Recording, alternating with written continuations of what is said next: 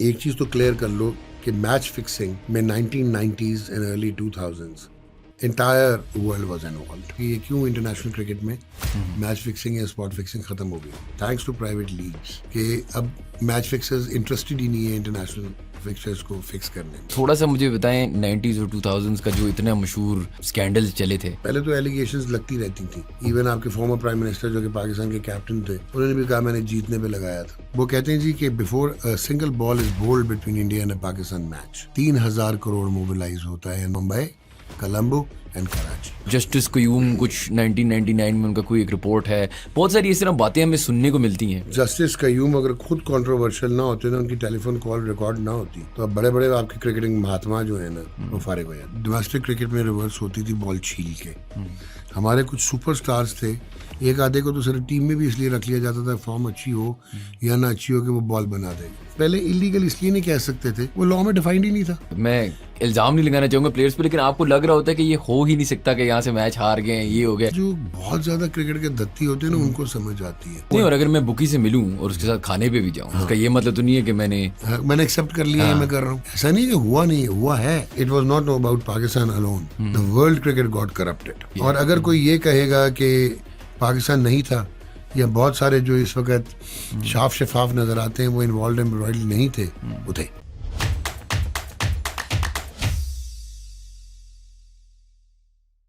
Assalamu alaikum everyone and welcome to another episode of How Does It Work, a podcast by Pro Pakistani.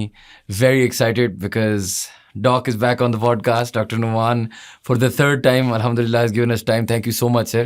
Always a pleasure. Sir, इस दफ़ा आपसे एक और मज़ेदार topic पे conversation, शायद सबसे कॉन्ट्रोवर्शियल तो डेफिनेटली सबसे, लेकिन मैं आपसे भी ऑफर भी डिस्कस कर रहा था। Match fixing, spot fixing Pakistan से बहुत पाकिस्तान क्रिकेट से बहुत करीब एक रिलेशनशिप अनफॉर्चुनेटली रख चुका है। लेकिन मैं कभी या आवाम को, मुझ जैसी आवाम को शायद ये चीज़ें समझ भी नहीं आती कि हैं क्या और होती क्या हैं। तो शुरू अगर हम बेसिक से करें कि यार अच्छा, मैच फिक्सिंग क्या है, स्पॉट फिक्सिंग क्या है, how do players get involved in this, ये थोड़ा सा अगर आप हमें एक लेमैन टर्म्स में समझाएं। ओके, सबसे पहले तो यार लेट्स स्टार्ट के एनी ह्यूमन बीइंग, आपने देखा होगा कि एक नेचुरल इंस्टिंक्ट है कि anything which is natural has a natural consequence, anything which is unnatural उसका अननेचुरल कॉन्सिक्वेंस होता है।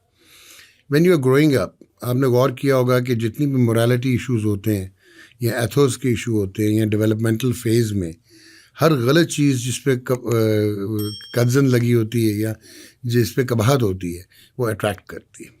So that is the beauty of your human mind, that it throughout your life there remains a conflict जो कि right और wrong में होता है। So differentiating between right and wrong, number one.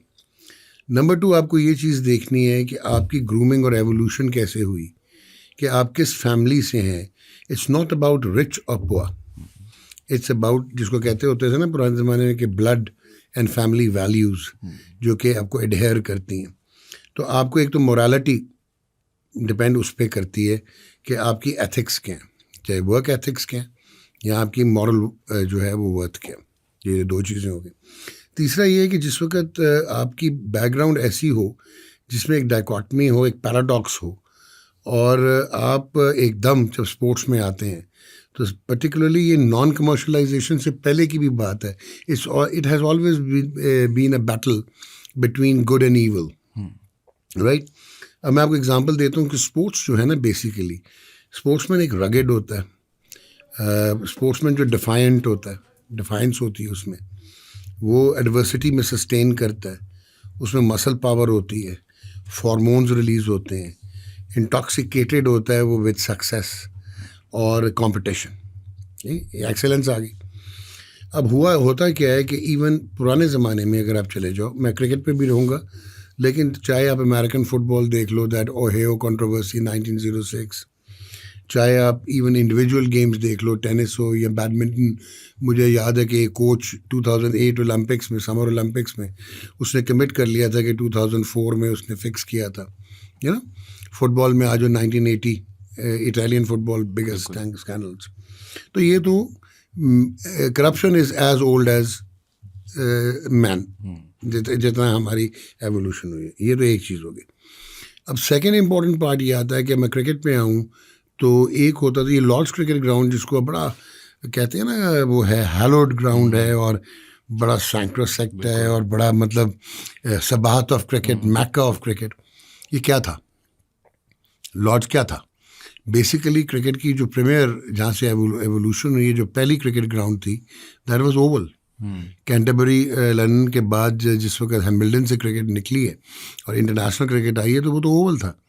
तो ये होम ऑफ क्रिकेट लॉर्ड्स कैसे बन गया?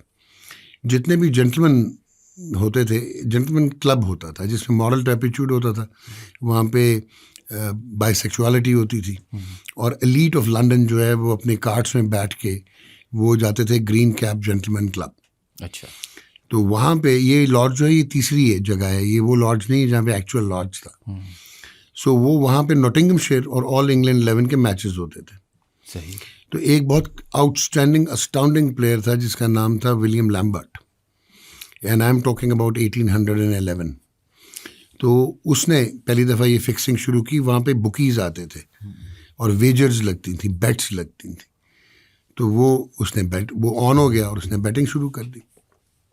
आप हैरान हो गए कि 1851 कैंट का एक बहुत बड़ा फास्ट बॉलर था एल्फ्रेड मैन। अच्छा, William Lambert was found dead in his apartment. अच्छा, समझ गए आप?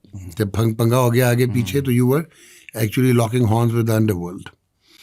फिर 1851 Alfred Mann, Kent and Canterbury, alcoholic था, 450 पाउंड का लोन चढ़ गया, सो ही फिक्स मैचेस। 1876-77 जो को बाद में फर्स्ट टूर बन गया international, England and New Zealand, England गया था, न्यूजीलैंड एंड ऑस्ट्रेलिया। तो इंटरेस्टिंग चीज़ ये है कि ऑस्ट्रेलिया में भी जब पहला टेस्ट मैच भी जो 2-3 साल के बाद उसको स्टेटस मिला था मेलबर्न में, जहाँ पे फ्रैंक स्पर्वर्थ ने खेला था, तो वो जो है वहाँ पे भी बुकीज़ एक स्टैंड में बैठे होते थे। तो स्पोर्ट्स में बैटिंग होती थी, ठीक। अच्छा, इसी तरह Edward pulley was a wicket keeper, English wicket keeper, जिसने अंपायर ख़रीद लिया था न्यूजीलैंड में, और पूरी इंग्लैंड की टीम फारिग हो गई and he was banned from wicket keeping and to represent England. अब सोच लें, this I am talking about 1876-77। तो अब नए लोगों को क्या इसमें लेके आएंगे? तो ये एक आपका प्री डिस्पोजिशन तो हमेशा से थी। फिर क्या हुआ कि क्रिकेट में अगर हम रहे, अब हम सिर्फ क्रिकेट में रहते हैं, क्रिकेट डेवलप होती है, इसकी एक बड़ी इंटरेस्टिंग एवोल्यूशन है। इसमें रेसिज्म आता है, जिसकी वजह से जब वेस्ट इंडीज़ को 1926 में फुल मेंबर स्टेटस मिलता है, और जो इंडिया को भी 1926 में मिलता है, 3 टीमें थी आपके पास, एक साउथ अफ्रीका 1890 जो कि प्री अपार्थाइड वाइट्स वाली, और 1876-77 में दोनों जो फुल मेंबर्स थे वो थे ऑस्ट्रेलिया एंड इंग्लैंड। उसके बाद आप 1926 में न्यूजीलैंड को देते हैं, लेकिन आप कहते हैं इनके साथ नहीं खेलना, they are not up to the mark. उसके बाद इंग्लैंड ने उनके साथ 1940s तक नहीं खेला, इतनी एरोगेंस थी, हाइब्रो थे। वेस्ट इंडीज़ में only white people could captain them, चाहे लैरी कॉन्स्टेंटीन जैसे प्लेयर्स हों, चाहे जॉर्ज हेडली हों, नो, रेसिज्म था।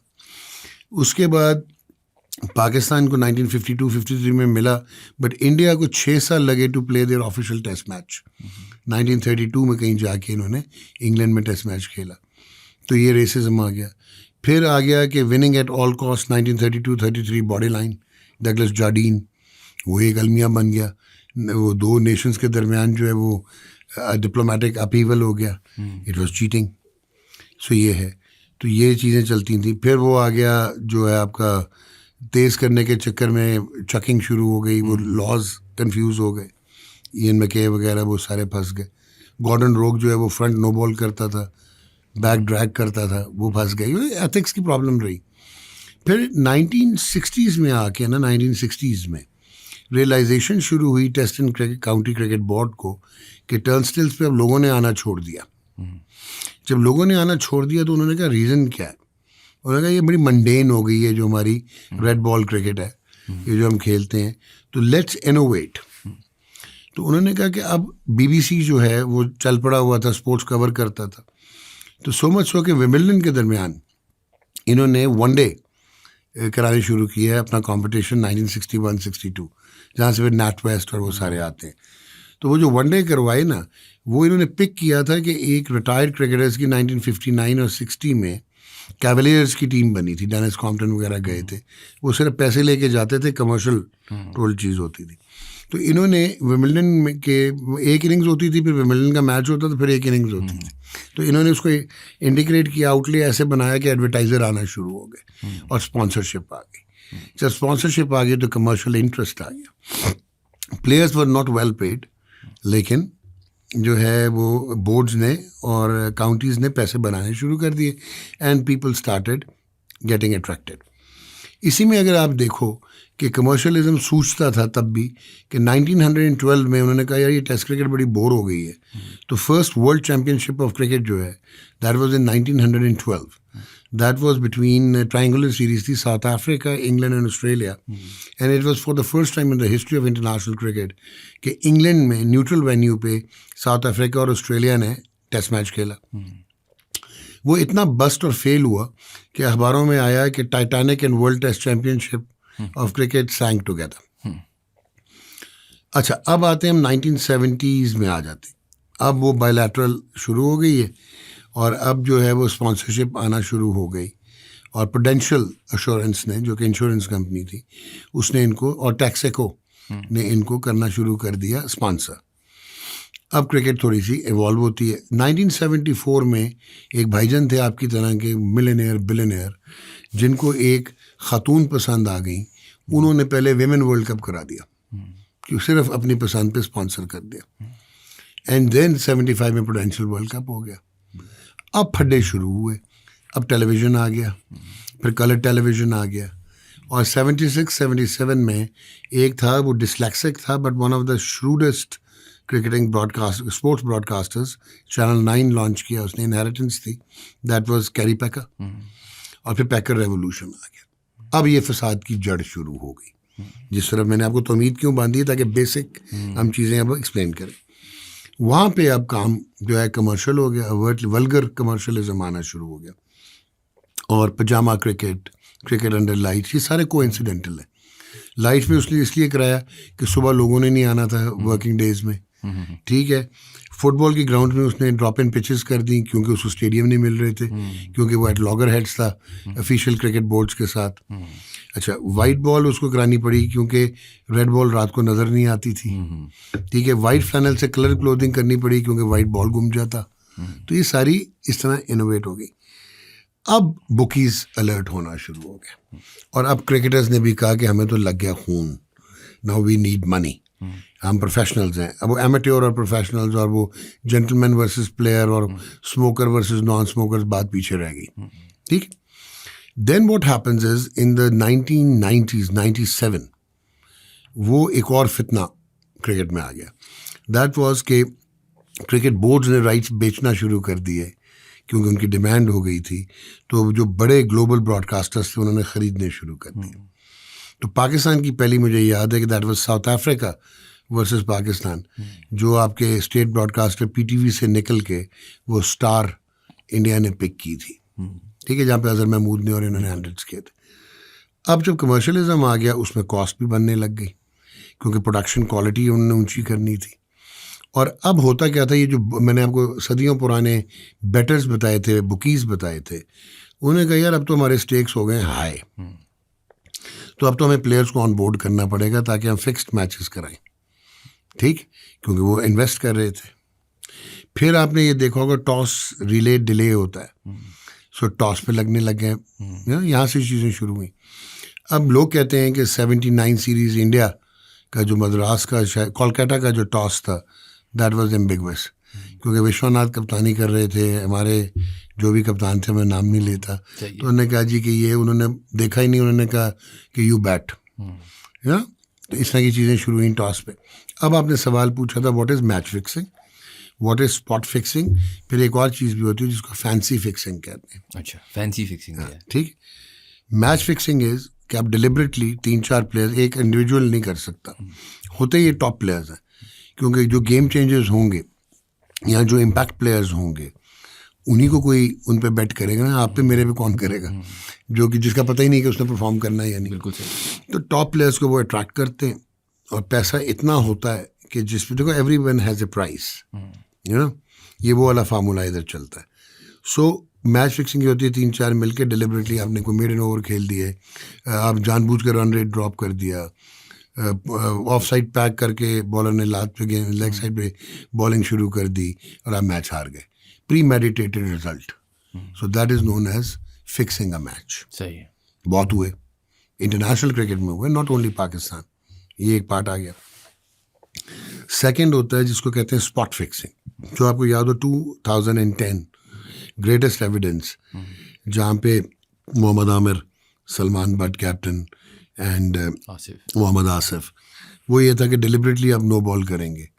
तो डिफ्रॉडिंग द बुक मेकर्स, कि आपने प्लेयर को पता है उसने कौन सी गेंद करना है, बुकी को पता है या एजेंट को पता है उसने कौन सी बॉल ये करनी है, तो उस पर आप बेट लगा देते हैं कि जो तीसरी गेंद है ना आमिर की, ये नो बॉल होगी, उसमें बेट लग गई.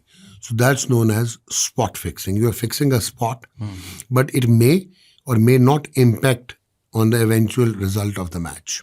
सही. ये थोड़ा सेफर था. तीसरी चीज़ है फैंसी फिक्सिंग. आप पूछेंगे वो क्या है? वो कमाल है कि फैंसी फिक्सिंग ये होती है कि एक प्लेयर ने राइट साइड पर स्टड पहना हुआ है एक सीरीज में, ठीक है, अब बेट ये लगेगी कि वो लेफ्ट में पहन के आएगा कल, तो वो लेफ्ट में पहन के आ जाएगा. तो इस तरह की चीज़ें कि वो बल्ला जो उसकी ग्रिप इस कलर की होगी, वो तीसरे ओवर में ग्लव बदलेगा. ये तो बहुत आसान है. ये बहुत आसान है. ये होती है फैंसी फिक्सिंग. तो these are basically how a batters और बैटर्स जो हैं इसमें आते हैं. So this is how cricket was contaminated. So जहाँ पे क्रिकेट को रेवोल्यूशनाइज किया है वर्ल्ड सीरीज़ क्रिकेट ने, वहाँ पे जेनेसिस हुआ ब्रॉडकास्टर्स की और इनकी वजह से जो है. अब एक मोहतात अंदाजे के मुताबिक, अभी हम याद है मैं लास्ट में आपको पहले पिछली पॉडकास्ट में भी कह के गया था कि जो मर्जी कर लो, चाहे इंडिया और पाकिस्तान की क्रिकेटिंग ना हो इसके मुताबिक कोई मैच भी ना हो, मिस मैच हो, लेकिन इंडिया पाकिस्तान ब्रॉडकास्टर खिलाएगा ही खिलाएगा. क्या रीज़न है? वो कहते हैं जी कि before a single ball is bowled between India and Pakistan match, 3,000 crore mobilise होता है in Mumbai, Colombo and Karachi. 3,000 crore. So black economy overrides your grey or white economy. Cricket में उसका इतना पैसा नहीं है. ठीक हो गया. तो ये है इस वक्त, इस तरह आपकी चीज़ें होती. अच्छा सर, आजकल वैसे match fixing is out of fashion spot in international cricket. Spot fixing is out of fashion in international cricket. इसका जवाब बाद में दूंगा. क्यों? मैं ये सुनना चाहता हूँ, लेकिन पहले मैं आपसे ये पूछना चाह रहा था. अभी आपने थोड़ी देर बाद पहले बात की कि रेसिज्म की ना, तो मैं कभी कभार सोचता हूँ कि क्यों ऐसा है कि हिस्टोरिकली ऑब्वियसली हैंसी क्रॉनिये और भी क्रिकेटर्स हैं different parts of the world में, आपने बहुत सारों का नाम दिया फ्रॉम द 1800s. पाकिस्तान में बहुत ज़्यादा फोकस आता है और पाकिस्तान के क्रिकेटर्स बहुत नोटोरियसली, एटलीस्ट अगर गिल्टी नहीं तो अलेजिडली गिल्टी तो हैं बहुत सारे. कैसे हो सकता है कि मिसाल के तौर पे पाकिस्तान जहाँ बैटिंग वेबसाइट्स भी नहीं हैं, बुकीज़ भी लीगली तो नहीं हैं, वहाँ पे ये इतना ज़्यादा एपिडेमिक है इन कंपैरिजन. मतलब चलें आप इंडिया को भी देख लें, आप बांग्लादेश को देख लें, आप अफगानिस्तान को देख लें. I am not going to even talk about England and the rest. ये हमारे पर्टिकुलरली पाकिस्तान का इशू क्यों बन गया है, या परसीव्ड इशू क्यों है? फैंटास्टिक क्वेश्चन यार. नंबर 1, एक चीज़ तो क्लियर कर लो कि मैच फिक्सिंग में 1990s and early 2000s entire world was involved. ठीक. दूसरा आप ये देख लो कि 40 to 43% of the total cricket population को exist in Pakistan and India. सही. ठीक है. जितनी आपके बाकी दुनिया की क्रिकेट टीम्स हैं, वहाँ पे premier sport is not cricket. वहाँ पे फुटबॉल है, उनके अपने मसाइल हैं, उसमें बहुत करप्शन है. बिल्कुल. वहाँ पे रग्बी है न्यूजीलैंड में. न्यूजीलैंड तो ज़रा स्टेटली है, छोटा. सॉरी. ऑस्ट्रेलिया में आप देख लो, फुटी है, स्पोर्ट्स कल्चर है, बहुत सारे आगे. सो फोकस जो है वहाँ पे क्रिकेट. आपने देखा होगा कि पैट कमिंस जो है वर्ल्ड कप जीत के गया 2023 का, तो अकेला ही ट्रॉली में आगे वर्ल्ड कप रख के तो बाहर निकल गया. बिल्कुल. ठीक. वाई? बिकॉज वो कहते हैं कि this is your job, so you haven't done us any good thing. जीते हो ठीक है, यू आर नथिंग स्पेशल, तुम्हारा काम है जीतना. सो वो कल्चर और है. अब हम यहाँ पे इंडिया, मैंने अभी मुंबई का नाम लिया था, कराची का नाम लिया था और कोलंबो. बिल्कुल. कलबो शायद कराची को भी पीछे छोड़ गया, ठीक है। और यहाँ पे बुक मेकिंग जो है और बेटर्स जो हैं और मैच फिक्सर्स जो हैं वो सबसे ज़्यादा है। अब आप मुझे कंट्रोवर्शियल करेंगे, मार पड़वाएंगे, बट ये जो concept of private leagues in cricket है, ये क्यों आया? कौन लीग्स खरीदते हैं? इंडिया ने एक बड़ी ज़बरदस्त नेटफ्लिक्स पे सीरीज़ बनाई थी, इनसाइड एज, वो देख लो। That is the true reflection of what's going on in league cricket, franchise cricket. जो फ्रेंचाइज क्रिकेट होती है ना, उसने सिर्फ पैसे कमाने हैं, ठीक है। उसने बेस्ट लोगों के ये दाम लगाने, चाहे वो आपने ऑक्शन रखना है या ड्राफ्ट रखना है, आपने दाम लगा के ले लेने हैं, तो उसमें तो कमर्शियलिज्म आएगा ना। अब जो बाकी लीग्स होती हैं, जो कि क्लब्स होते हैं, जो क्लब बेस्ड होते हैं, जैसे फुटबॉल है, इंग्लिश प्रीमियर लीग, इसमें आप टैलेंट प्रोड्यूस करते हो, बिल्कुल, और वो फिर इंटरनेशनल टीम्स में जाते हैं। तो इधर रिवर्स है, समझ आ गई आपको? तो एक सेठ जो इतनी महंगे दामों में ख़रीद रहा है फ्रेंचाइज और फिर वो क्रिकेटिंग एक्सपेंस कर रहा है, तो आपका ख्याल है उसके सिर्फ ब्रॉडकास्टिंग से या उसका टाइटल स्पॉन्सर से या किट से उसके पैसे पूरे हो जाएंगे? नहीं। अभी मैंने आपको कहा था, मैं बाद में बताऊंगा कि ये क्यों इंटरनेशनल क्रिकेट में मैच फिक्सिंग या स्पॉट फिक्सिंग ख़त्म हो गई, थैंक्स टू प्राइवेट लीग्स, ठीक है। तो वहाँ पे इतनी को गैम्बलिंग हो जाती है कि अब मैच फिक्सर्स इंटरेस्टेड ही नहीं है इंटरनेशनल फिक्सर्स को फिक्स करने में, वो छोटे मोटे होते हैं जो बैटिंग चल रही होती। तो एक तो ये रीज़न है। दूसरा, आप ये भी ज़हन में रखो कि पाकिस्तान क्यों नोटोरियस हुआ कि बहुत सारे इलाकों में जो है वो बैटिंग अलाउड है, बट हमारे कॉन्स्टिट्यूशनली, रिलीजियसली, मॉरली जो है वो बैटिंग और ये जो मैच फिक्सिंग और इवन ये जो आपकी वेबसाइट्स होती हैं, जो आजकल एक अलमिया बना हुआ है, जो हमने भी भुगता है, तो वो जो है उसकी वजह से, जिसको आप वो कहते हो, ये जो आजकल सरोगेट एडवर्टाइजिंग हो रही है, क्या इसने रिप्लेस कर दिया एक डायरेक्ट कांटेक्ट उसको।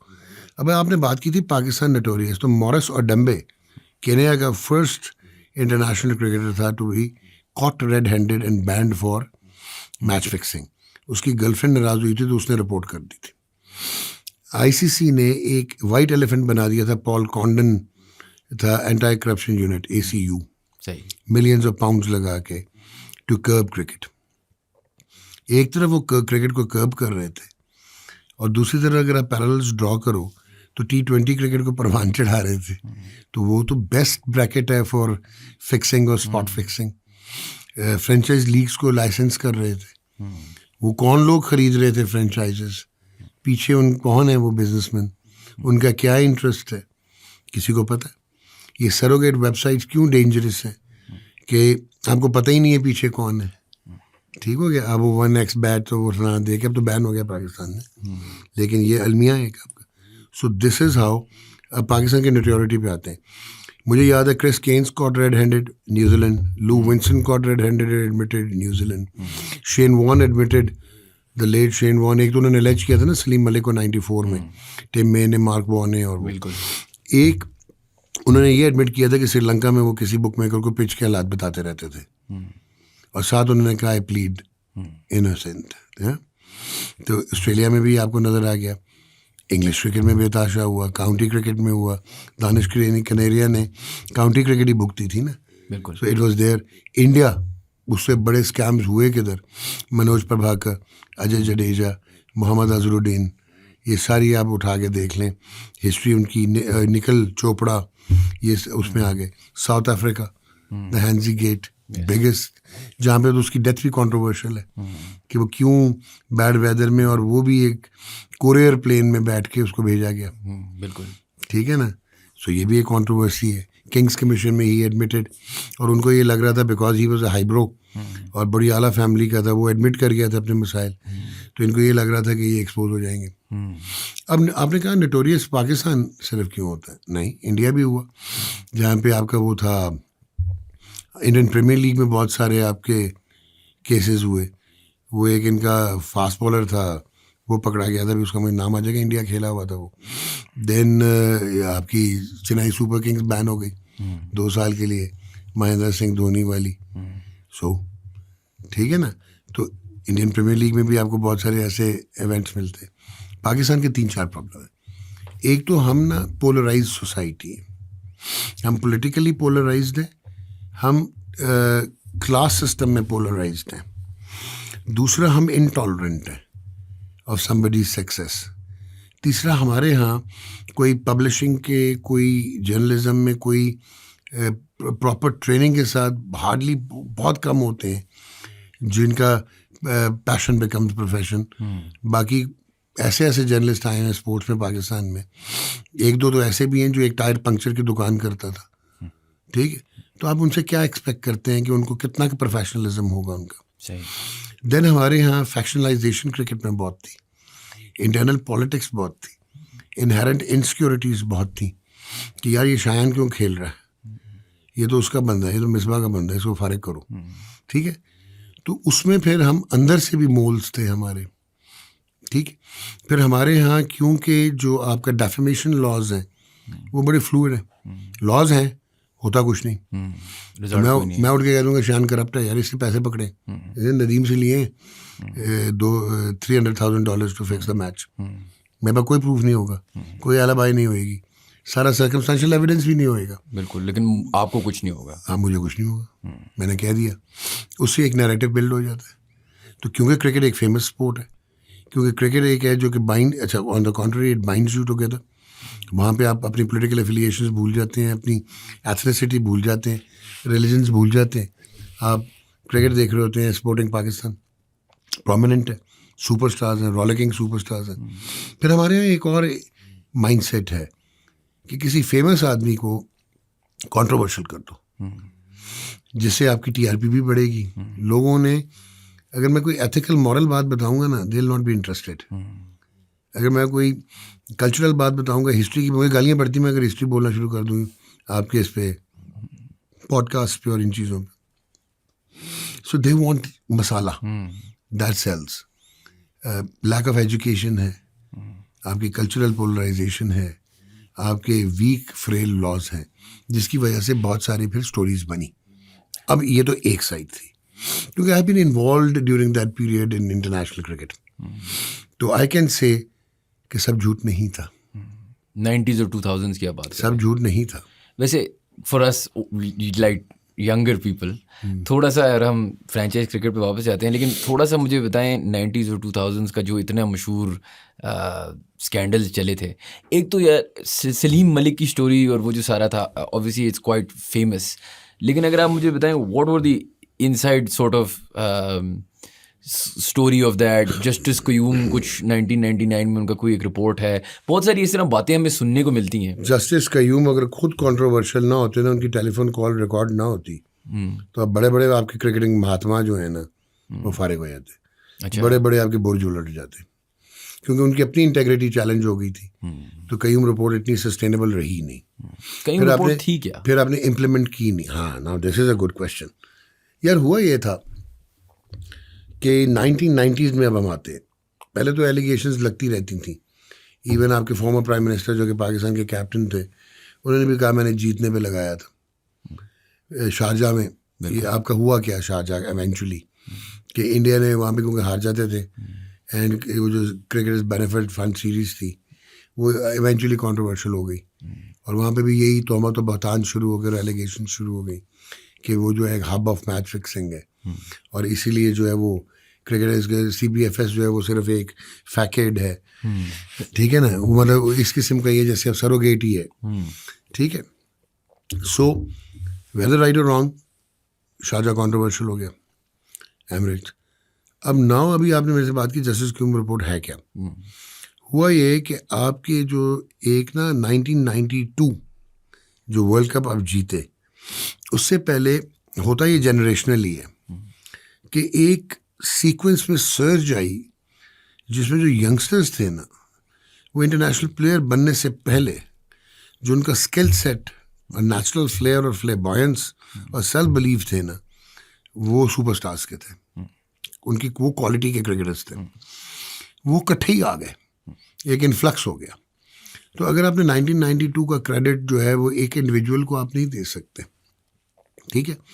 मैं अब 1990 से कुछ नाम लेता हूँ, अगर मेरे पास आमिर सुहेल हो, सईद अनवर हो, रमीज़ राजा हो, बासित अली हो, एजाज अहमद हो, जावेद मियांदाद हो, इमरान खान हो, मोइन खान हो, राशिद लतीफ़ हो, वकार यूनुस हो, वसीम अकरम हो, आकिब जावेद हो, सकलान मुश्ताक हो, मुश्ताक अहमद हो, तो फिर क्या मैं समझूं? ठीक है, अब्दुल रज़ाक हो, बिल्कुल। अज़हर महमूद हो, मिड 90s में आ गए थे। सो ये रॉलिकिंग सुपरस्टार्स आए ना जिस वक्त, ये थे फिर हाई ऑन सेल्फ बिलीफ और ये थे विनर्स। ठीक, अब उस ज़माने में अगर आपको याद हो कि हम लोग रिवर्स करते थे और डोमेस्टिक क्रिकेट में रिवर्स होती थी बॉल छील के। हमारे कुछ सुपरस्टार्स थे, एक आधे को तो सिर्फ टीम में भी इसलिए रख लिया जाता था फॉर्म अच्छी हो या ना अच्छी हो कि वो बॉल बना देगा। ऐसा भी हुआ है कि एक टेस्ट मैच में एक बॉल नीचे गया है अपना, उसके जो बाउंड्री के बाहर पड़े होते हैं ना ये पिच कवर्स, और वहाँ से जो बॉल निकला है वो बना हुआ निकला है, और उसके बाद जो टीम जो है वो जीत रही थी, अपोजिंग टीम, वो इधर से 5 वसीम, उधर से 5 वकार, और वो गया टेस्ट मैच। ठीक है, तो बॉल टैम्परिंग। और ये तो आप अर्ली 80s में चले जाओ, ये जो बूमरिंग इन स्विंग्स आपको नज़र आते हैं, इंडिया पाकिस्तान 82-83। ठीक है, सो वो ये सारी बॉल टैम्पर थी। अब उसको आप पहले इलीगल इसलिए नहीं कह सकते थे, वो लॉ में डिफाइंड ही नहीं था।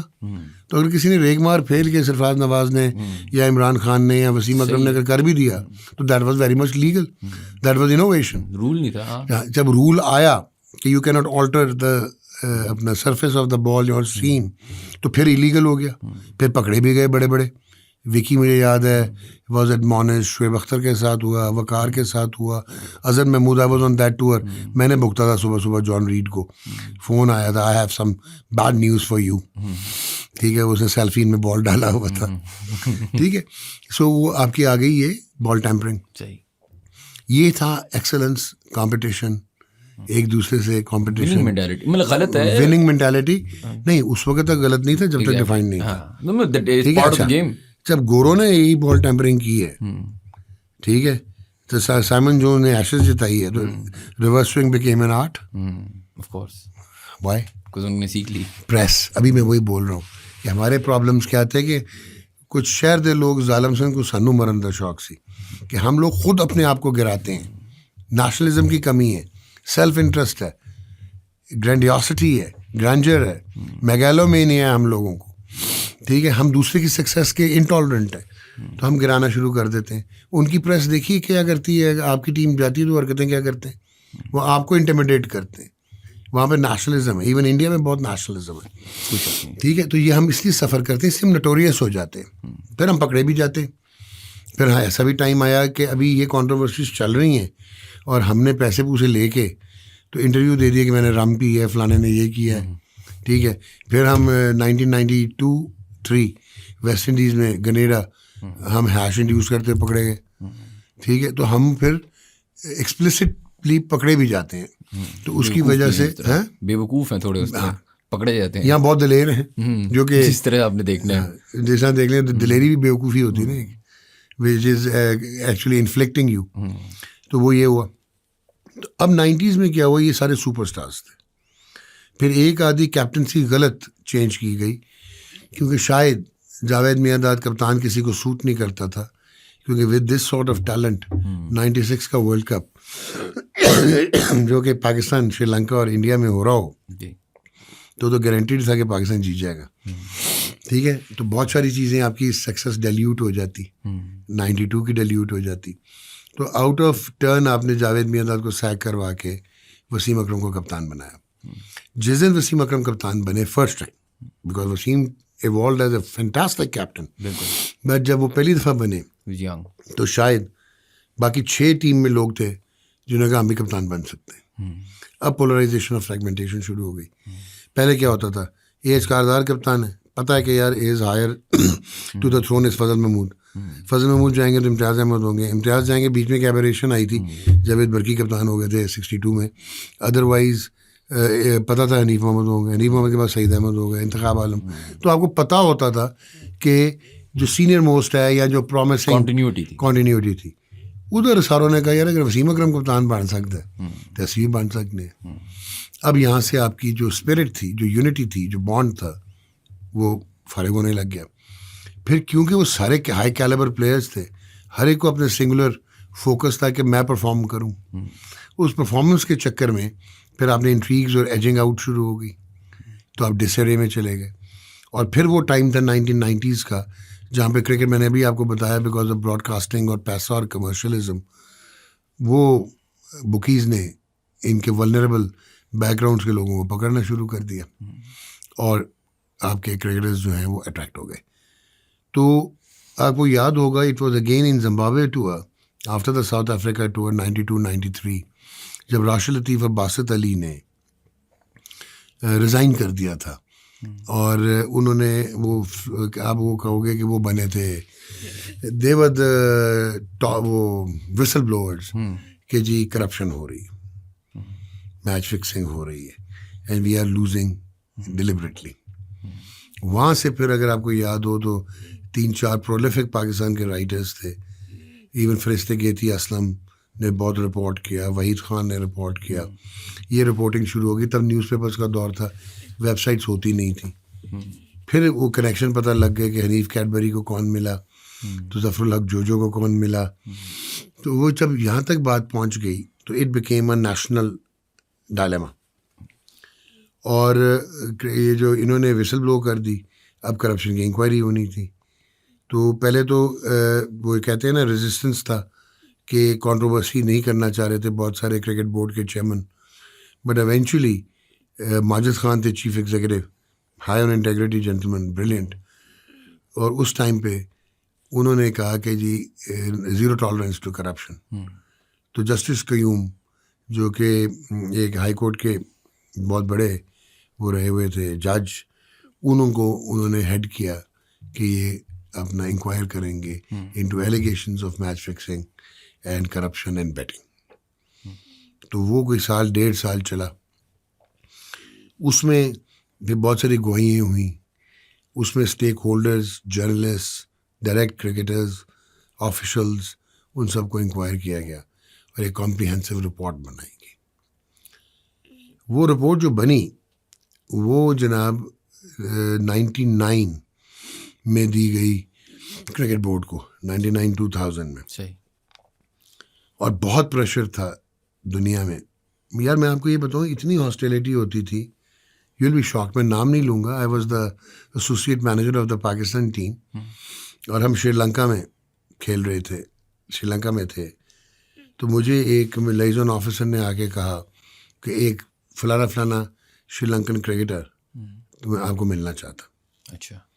मैंने जब उस क्रिकेटर का नाम सुना तो मैं कहा वाओ, हैं, हम तो वैसे ही क्रेजी थे। हम चले गए, ग्राउंड में थे नेट के बाद।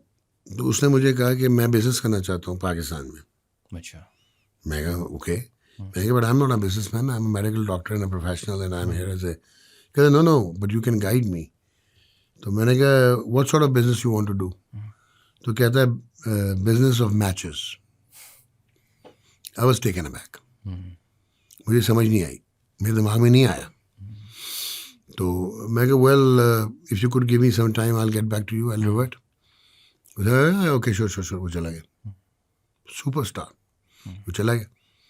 मैं आया तो सईद भाई, मीरा भाई हमारे बैठे थे, सईद अनवर, तो उनके साथ मेरी बड़ी थी, मतलब एजुकेटेड, बड़ा मज़ा आता था बातचीत का। क्या कह रहा था? मैं उसने कहा बिजनेस ऑफ मैचेस। कहता बेड़ा गर्क। तो ये पता वो क्या कह रहा था? दैट वाज नॉट जो तू समझ रहा है। तो go back to him and get the clarity. मैं चला गया नेक्स्ट डे। तो उसने जब देखा ना कि मैं थोड़ा सा वो नहीं कि मैं एम प्लीडिंग कि मैं आई एम डम्बो, तो उसने कहा I was talking about match boxes. तो यार माचिसों का बिजनेस पाकिस्तान में कौन करेगा इस कंपटीशन में?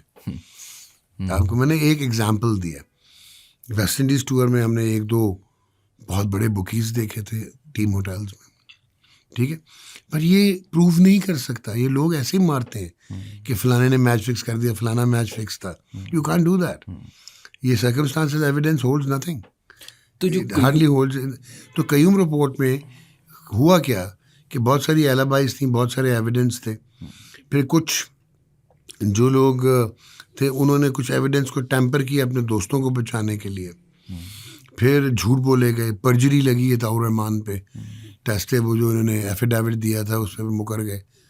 सो वो थोड़ी सी, आपको पता ना लीगल जब लॉयर्स अच्छे हों तो केस को ख़राब करना मसला नहीं होता। बिल्कुल। तो वो ऐसे घुमाया गया कि एवेंचुअली फिर वो एक बड़ी लूसी स्टेटमेंट, जस्टिस कयूम अल्लाह उन्हें गरी के रहमत करे, उन्होंने कह दिया कि जी मैं फ़लाने प्लेयर का बहुत बड़ा फ़ैन था तो मैं उसे लाइफ बैन नहीं करना चाह रहा था। तो इस किस्म की जब चीज़ें आ जाएं तो डाउट हो जाते हैं।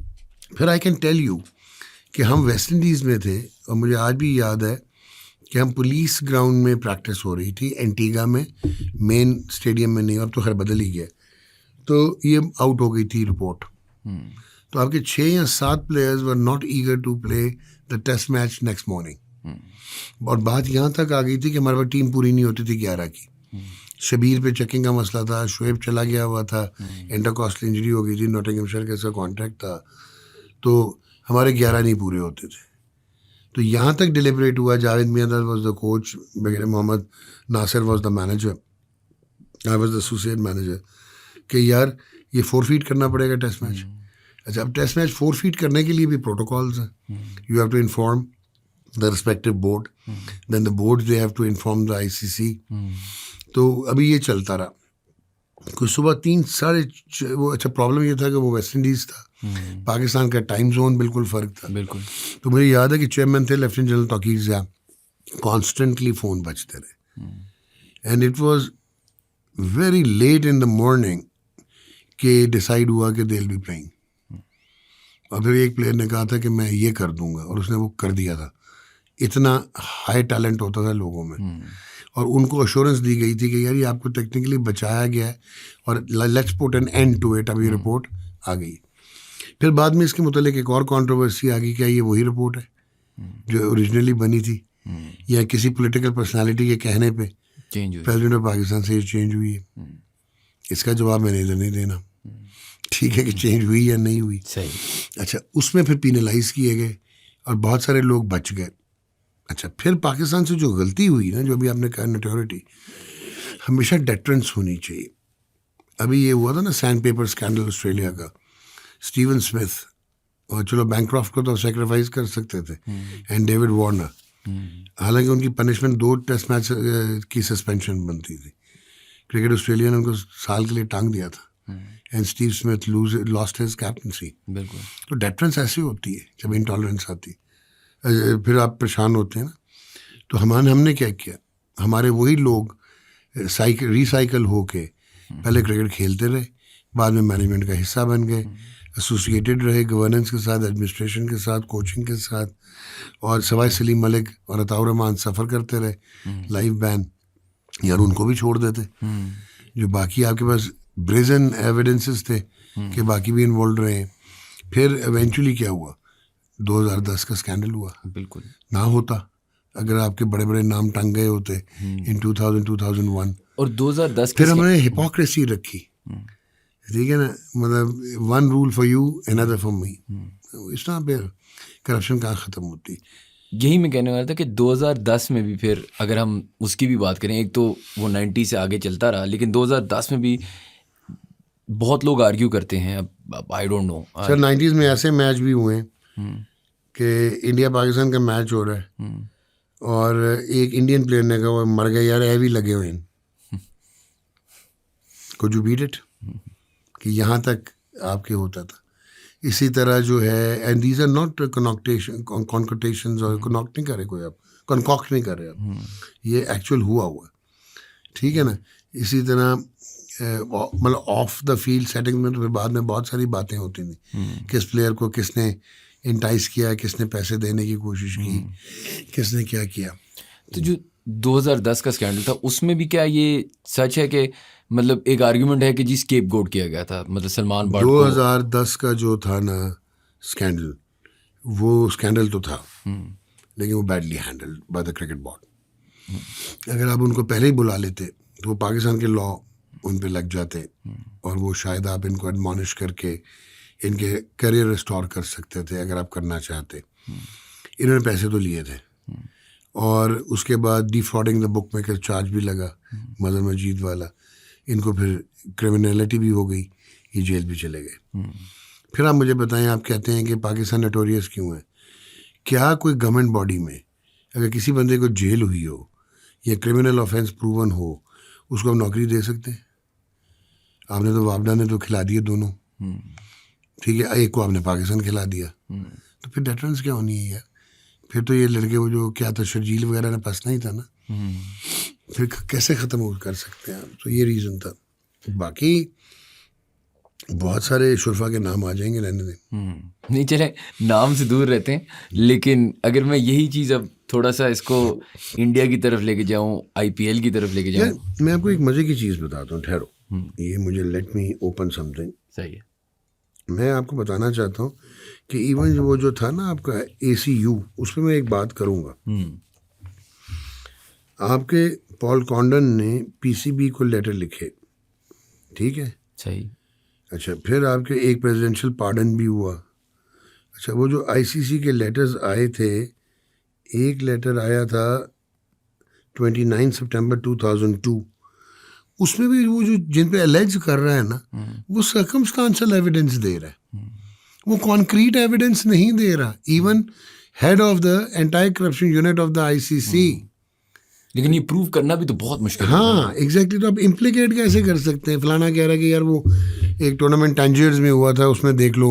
एक प्लेयर का कह रहा है वो एक किसी हुकर के साथ जो है वो श्रीलंका के किसी होटल रूम में था, वो जो है वो किसी, वो जो रूम था वो किसी बुकी का था। और यार ये चीज़ें कैसे प्रूव करती हैं कि मैं क्रिमिनल हूँ या मैंने किया हुआ? और अगर मैं बुकी से मिलूं और उसके साथ खाने पे भी जाऊं, उसका ये मतलब तो नहीं है कि मैंने एक्सेप्ट कर लिया, ये मैं कर रहा हूँ। हाँ, ऐसा नहीं कि हुआ नहीं है, हुआ है, लेकिन इसमें कहानियाँ फिर बहुत बनी और सर्कमस्टांशियल एविडेंस पे बनती रही हैं। तो प्लेयर्स पे उठ के एलेज भी कर देना गलत था, लेकिन बहुत हुआ, बहुत आने लगे, बहुत एलिगेशंस लगी। बट अगर आप पूछो तो पाकिस्तान क्रिकेट की मैच फिक्सिंग रियलिटी था इन the 1990s and early 2000s।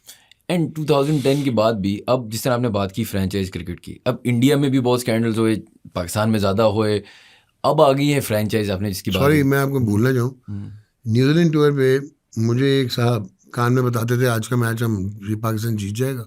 वो प्लेयर नहीं थे और हम पाकिस्तान जीत जाता था। फिर वो कहते थे पाकिस्तान हार जाएगा, तो पाकिस्तान हार जाता था, ठीक है।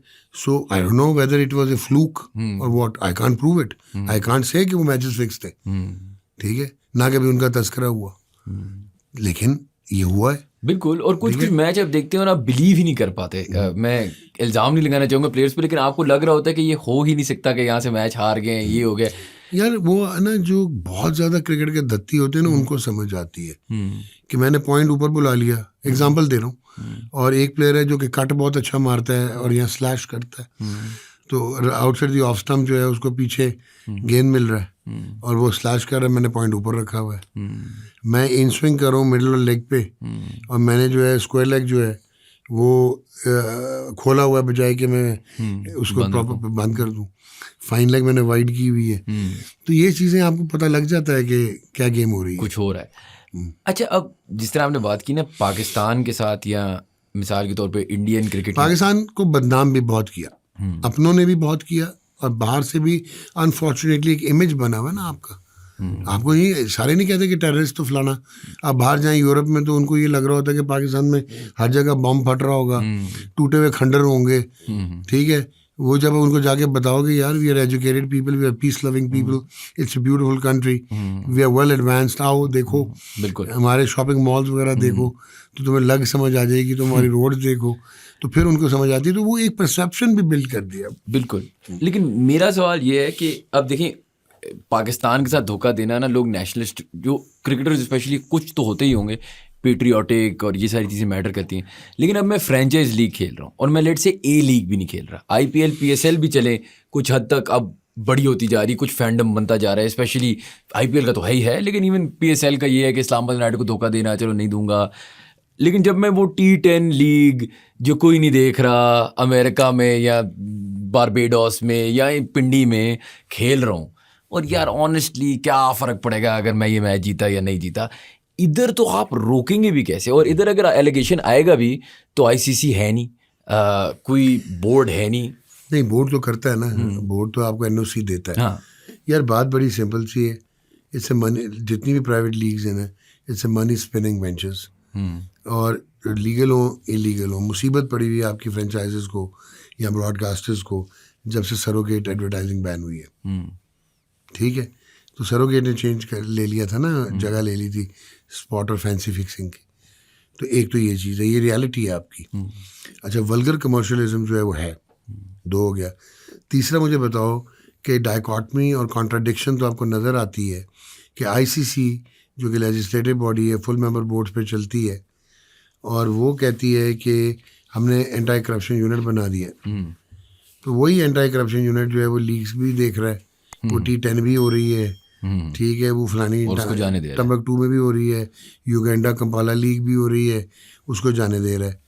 उसके बाद T20 क्रिकेट को परवान चढ़ा रहा है, जहाँ वो ऐसी क्रिकेट जहाँ पे स्टेक्स ज़्यादा होंगे या जहाँ पे ब्रैकेट्स का मुझे मौका ज़्यादा मिलेगा तो वो तो मैं ज़्यादा लिक्विडेटिव होएगी। अच्छा, फिर क्या हुआ कि T20 क्रिकेट में क्योंकि मैस फॉलोइंग आ गई, क्योंकि जो टेस्ट क्रिकेट है ऑर्थोडॉक्स कॉनसेयर्स क्रिकेट लिटरेट देखते हैं। अच्छा, वनडे क्रिकेट बोरिंग हो गई है क्योंकि it is a mixture of T20 hitting plus test cricket, जहाँ पे आपको जो बीच वाले ओवर्स हैं, क्योंकि अभी आपको चैंपियंस ट्रॉफी में लग पता जाएगा कि आउट कौन करेगा 15 से 40वें ओवर तक, और रन्स कौन करेगा और रोटेट कौन करेगा। हमारे केस में तो मुश्किल ही है कि 15 से 40 वो ख़त्म हो गया है। तो अब T20 में क्योंकि क्रिकेट पैशनेट भी आ गया, फिर कॉर्पोरेट आ गया। आपको एक एग्जांपल दे देता हूँ, एक T20 का यूनिट ब्रॉडकास्टर के लिए, जो कि शेयर्ड राइट्स की मैं बात कर रहा हूँ, एक्सक्लूसिव की नहीं, सही, वो आपको $1.5 से 2 लाख में मिलता है। ठीक है, पूरे टेस्ट मैच के 5 दिन जो हैं वो आपको $1.5 लाख में मिलते हैं। समझ गए आप? जो रेट पर मिनट होता है एडवर्टाइजिंग का, वो टेस्ट क्रिकेट में होता ही नहीं, वो साले बार्टर पे चल रहे होते हैं। ठीक है, ये मैं इंडिया पाकिस्तान सारा बता रहा हूँ इस तरफ का। जो T20 का रेट है ना, वो जनरली अगर है ना पर से के रेट पर मिनट 7 लाख है एग्जाम्पल, इंडिया पाकिस्तान का वो 70 लाख भी हो जाएगा, करोड़ भी हो जाएगा। तो that is the diversity, that is the attraction. तो T20 हो गई, तो यही कमर्शियल है। अच्छा, अभी आपने एक बहुत खूबसूरत बात की, ये जनरेशनल, हमने ना जनरेशनली भी लूज़ किया है बहुत कुछ। ये ग्लोबलाइजेशन के बाद भी हुआ है। नई generation, Z generation, they don't have any time to think कि कायद आज़म मोहम्मद अली जिन्ना ने क्या किया, फाउंडर ऑफ द नेशन क्या होता है, वाइट कलर फ्लैग में क्यों है, ग्रीन क्यों है, क्रेसेंट हलाल, Iqbal Shaheen, thought of nationalism, patriotism, that is finished. A world is a global village with no boundaries, बिल्कुल, कोई कल्चरल डिमार्केशन नहीं है। तो हुआ क्या है कि जो पहले आपके फाउंडर्स थे क्रिकेट के, वो पाकिस्तान ब्लेजर लेने के लिए लड़ मर जाते थे, अमेट्योर्स थे, नौकरियां करते थे और इंटरनेशनल क्रिकेट खेलते थे। The cap was everything, cap was everything. अच्छा, उसमें फिर नेशनलिज्म था, I play for Pakistan, the match is going on between Pakistan and India. अब मुझे बताएं, आधी न्यूजीलैंड टीम तो इंडियन प्रीमियर लीग है, बिल्कुल, ठीक है, वो तो आधे तो इंडिया में ही हो गए हैं, कुछ तो सेटल हो रहे हैं, कुछ रहते ही उधर हैं, बिल्कुल, ठीक है। So at the end of the day मेरा क्या इंटरेस्ट है कि आज मैं खेल रहा हूँ ट्राइडेंट से वेस्ट इंडीज़ में, कल मैं खेल रहा हूँ चेन्नई सुपर किंग्स से, परसों मैं खेल रहा हूँ ALT20 किसी वॉरियर से, उसके बाद मैं आ गया हूँ मैं इस्लामाबाद यूनाइटेड से। तो मेरा ना रीजनल पैट्रियोटिज्म है ना नेशनल पैट्रियोटिज्म है। So I am a machine and I am just fulfilling the contractual things, और जो मेरी ऑब्लिगेशंस है कॉन्ट्रेक्चुअल, और मैं पैसा कमा रहा हूँ और मैं वल्गर पैसा कमा रहा हूँ। मतलब ऐसा भी हुआ है कि बहुत सारे प्लेयर्स जो हैं वो टेस्ट क्रिकेट खेलना ही नहीं चाहते, वो फर्स्ट क्लास क्रिकेट खेलना ही नहीं चाहते, वो लीग का कॉन्ट्रैक्ट चाहते हैं।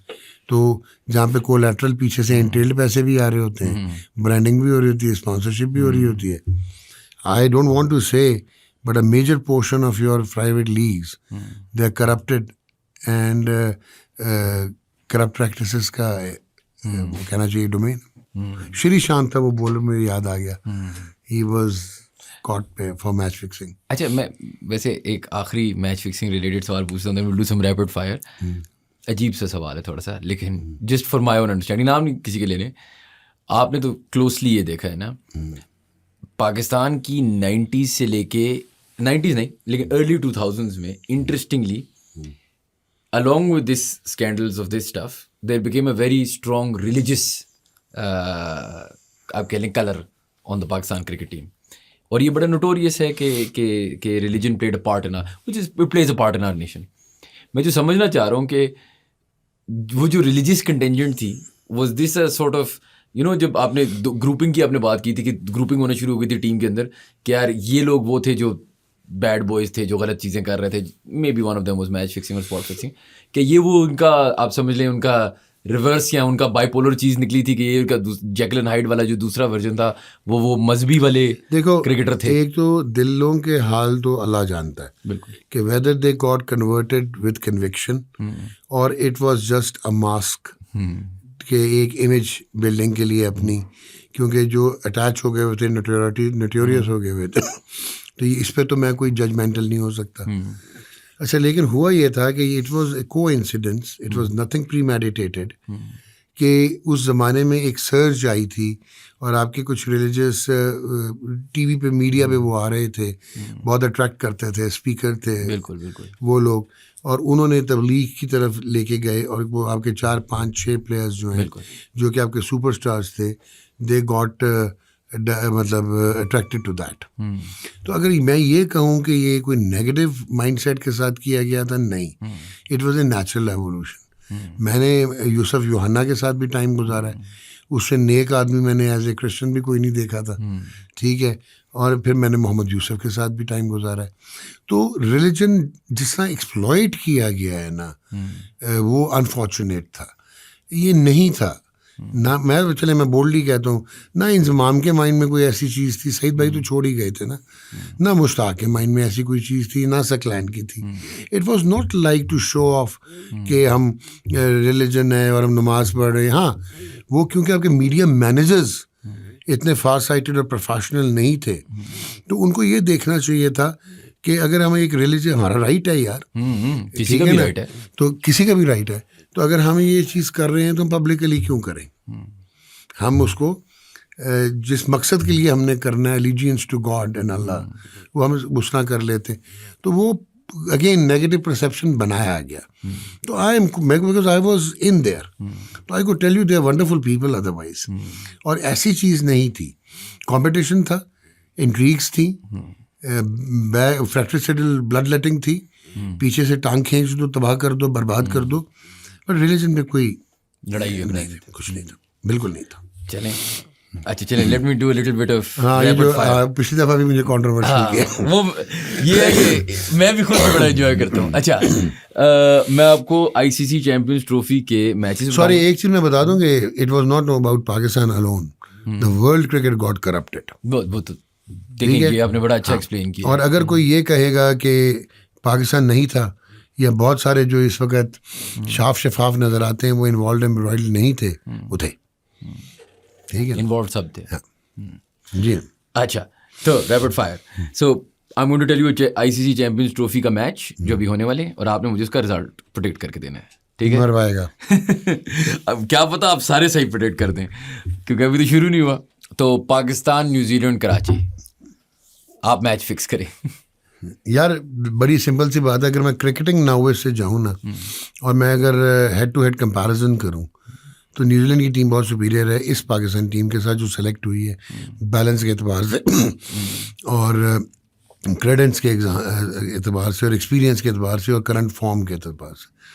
तो I would like to say कि New Zealand will get in as favourites. ठीक है.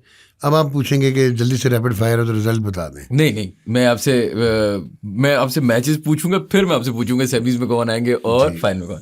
तो पाकिस्तान न्यूजीलैंड में न्यूजीलैंड हो गया, पाकिस्तान बांग्लादेश, पाकिस्तान इंडिया.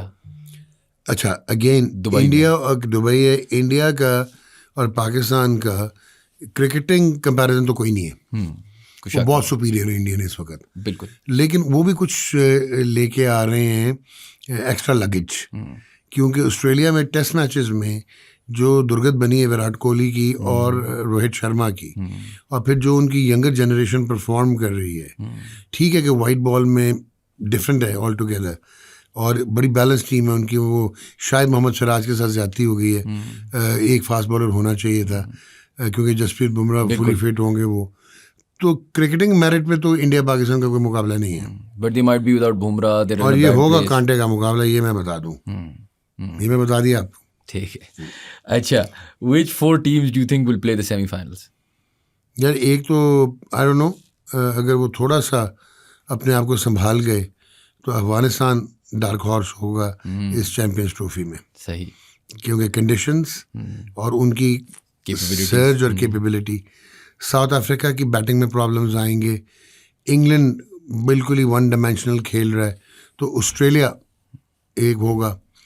अब इधर आ जाते हैं, इट शुड बी अपना India and 1 out of Pakistan और न्यूजीलैंड। ठीक है, मुश्किल हो जाएगा, ठीक है। ये रन रेट पे बात चली जाएगी। And who wins the whole thing? Australia should win outrightly, अच्छा, शुड विन। शुड विन, ठीक है। नहीं, ऑब्वियसली हमने मैच तो नहीं फिक्स किया है ना। अच्छा, अब मैं आपसे बोलूँगा कि आपने सब कॉन्टिनेंट में, सो पाकिस्तान इंडिया में अगेन, ठीक है, मैं आपको बैट्समैन की क्वालिटी बताऊंगा, आपने मुझे बताना क्या है इस क्वालिटी का best bat. So not the best batsman overall, लेकिन लेट्स से आई से बेस्ट पावर हिटर इन पाकिस्तान इंडिया। या जो पाकिस्तान एंड इंडिया, इंडिया में तो 3-4 हो गए हैं। हाँ, नहीं, so all time power hitter from the sub continent. देखो यहाँ से शाहिद अफरीदी वो जेन्युइन पावर हिटर, और बल्कि वो ओरिजिनेटर ऑफ पावर हिटिंग में आता है, वन ऑफ द पायनियर्स, कोई शक नहीं। अभी ये लड़का अभिषेक शर्मा जिस तरह पावर हिटिंग कर रहा है, अमेजिंग पावर हिटर है। फिर पाकिस्तान में Razzaq one dimensional power hitting बहुत अच्छी करता था, ठीक है। बट ऑल टाइम बेस्ट अगर मैं कहूँगा इंडिया पाकिस्तान में, ये करंट जनरेशन अब इंडिया की आ गई है, वरना लाला ऊंचा था, बहुत ऊंचा था पावर हिटिंग में। Best cover drive from a सब कॉन्टिनेंटल बैट्समैन। वाह, मरवा दिया यार। VVS Lakshman had a fantastic cover drive. Mohammad Azharuddin was delectable and slick. उसके बाद बहुत कमाल मारते थे। Virat had a fantastic cover drive. ठहर जाना, but I'll vote for Babar Azam. इतनी बड़ी बात कर दी, बहुत बड़ी बात है ये। अच्छा, best straight drive in Pakistan. Sachin Tendulkar, बुआ। Best pull shot. यार ये तो बहुत सारे दिलेर थे।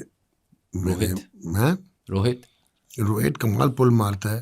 फिर पाकिस्तान ने भी बड़े आला पुलर्स थे, मतलब सईद अनवर का फ्लिक और पुल ब्रिलियंट था, आमिर पुल बहुत आला मारता था, वसीम हसन राजा पुल बहुत अच्छी मारते थे, Imran Khan had a very good pull shot, Inzi was very, मतलब ऐसी बात नहीं, वहाँ पर तगड़े थे, ठीक है, लेकिन रोहित शर्मा की क्लास है। बेस्ट डिफेंस, मतलब फ्रंट फुट डिफेंस। वो तो बड़े बड़े, अच्छा, Mohinder Amarnath had a fantastic pull shot, मुझे डिफेंस से याद आ गया। और राहुल द्रविड़ को मैं कहूँगा वॉल। और हमारे बहुत आला प्लेयर गुजरे हैं जिनका डिफेंस बड़ा अच्छा था, पैक्ड था, लेकिन शायद राहुल द्रविड़। अच्छा, बेस्ट इंडो पाक में मैंने bowler with the best yorker. Best yorker Wasim Akram, Bumrah, Jasprit Bumrah. हाँ, जसप्रीत बुमराह, क्योंकि आजकल कंटेम्प्रेरी और ऑल, अच्छा एक तो लोग ना अजीब हरकत करते हैं। वसीम अकरम probably was one of the finest exponents of left arm fast bowling ever, generational, दुनिया की history. No doubt. Wasim Akram test cricket in one day, but across 3 formats अगर मैं कहता हूँ तो फिर जसप्रीत बुमराह आ जाता है, क्योंकि Wasim did not play T20 international. कोई शक नहीं इसमें, तो वो ये रीजन भी आ जाता है, जसप्रीत बुमराह। ठीक है। Best bouncer. वो बड़े बड़े तिखे थे यार। Wasim Akram bouncer was most intimidating. Shoaib Akhtar का बड़ा तगड़ा तेज बाउंसर था, एक्सप्रेस फास्ट। ये तो पाकिस्तान का ही होगा, it had to be Pakistan, क्योंकि बहुत ही एक्सप्रेस फास्ट बॉलर थे। I think I will go with Shoaib. Best in swinger. Waqar Younis. Best away swinger.